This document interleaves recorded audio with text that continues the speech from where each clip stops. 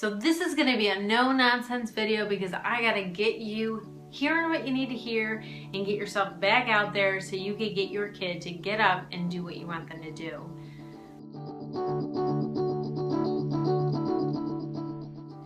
I remember so much thinking that my parents didn't understand, and now I think I understand so much more than my kids give me credit for. What happens is sometimes when teens are starting to have their independence, they get a little bit overwhelmed with obligation and responsibility. And they're highly motivated to resist those things. So it's not like they're not motivated, they're very motivated to resist responsibility and obligation.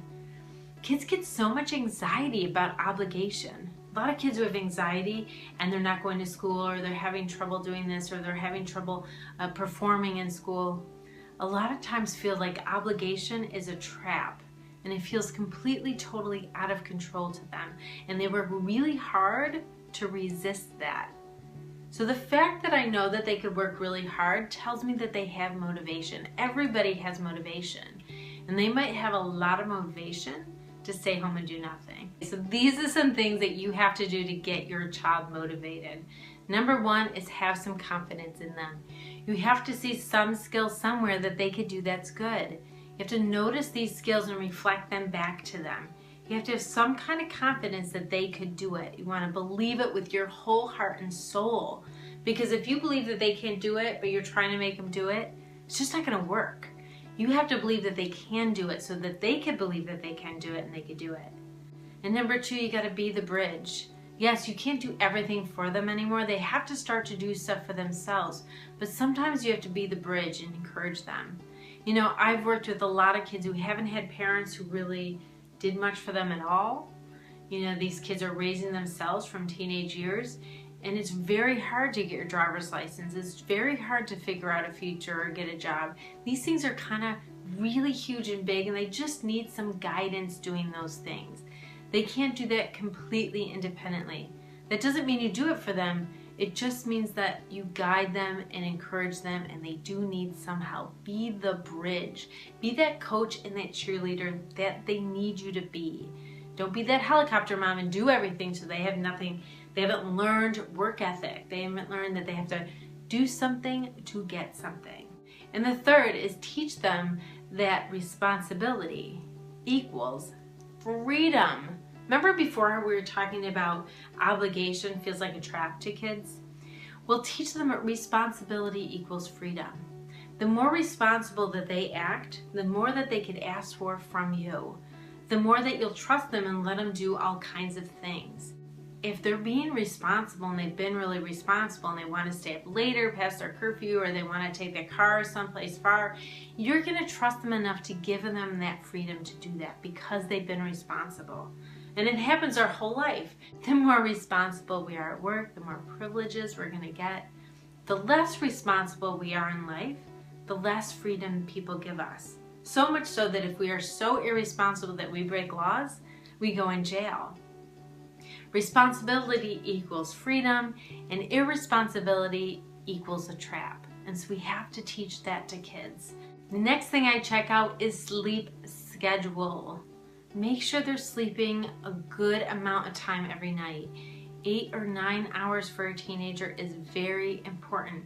And going to bed the same time every night, waking up the same time every day, I know that is crazy for a teenager.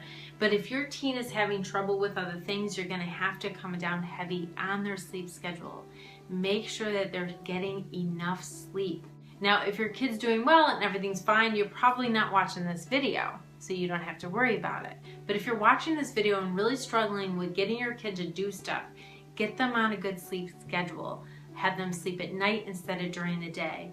Because if they're up at night, there's a lot of isolation going on, and it's really hard for them to be motivated about doing things in life.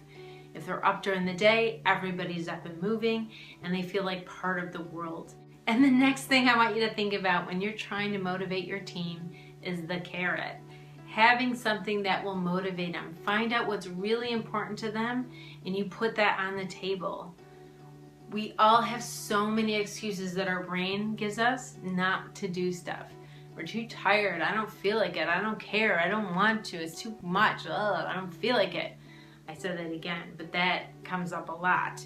You know, that takes priority. Being comfortable, being relaxed, resisting, that all takes priority over what your agenda is for them. And so you have to give them something that's important enough, that carrot, to supersede that I don't care, that doesn't sound like fun, that doesn't sound comfortable, all those things that is much more important for them than doing what you want them to do. The last thing you do is make little goals instead of big goals. Big goals overwhelm the best of us. Give your teen little goals that they can accomplish and feel that sense of accomplishment. I do this for myself, and you can do this for yourself too. Now, if you want to motivate your child, you better be a good model in this whole thing. So think about all these things for yourself too. But for myself, I set little goals for myself and I celebrate each one. If I feel like I can't do something big, I make it smaller and do it so I don't feel like a big fat loser and failure all the time. I want to see some success, because when we see that success, it motivates us and it lifts us up and gives us energy for that next task. Break it down in little things. So I hope these helped you get that teen up and moving and doing those things that you know will help them be a better person and live a happier and healthier life.